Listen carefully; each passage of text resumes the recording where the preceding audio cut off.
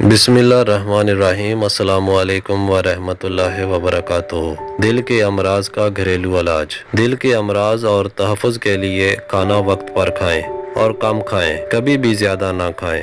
अंडे की जर्दी का इस्तेमाल कम से कम करना चाहिए। खुद को मोटा ना होने दें और कम अज़ कम रोज़ाना 5 मील पैदल चलें।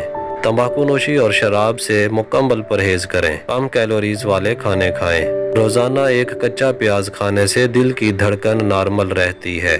प्याज के रस को मुनासिब मकदार में इस्तेमाल करने से दिल की बीमारियों से बचा जा सकता है। गाजर के इस्तेमाल से दिल की बढ़ी हुई धड़कन और खून का गाढ़ापन ख़त्म हो जाता है। लहसुन का इस्तेमाल दिल के दौरे को रोकता है। लहसुन के इस्तेमाल से खून की नालियों का सिकुड़ना बंद हो जाता है। लहसुन का इस्तेमाल खून की नालियों में जमा हुआ कोलेस्ट्रॉल निकाल देता है। इमली के रस में मिश्री मिलाकर पीने से दिल की जलन ख़त्म हो जाती है। मज़ीद इन्फॉर्मेटिव वीडियोज़ के लिए हमारा चैनल सब्सक्राइब कर लें और बेल आइकन लाजमी प्रेस कर लें। बहुत शुक्रिया। अल्लाह हाफ़िज़।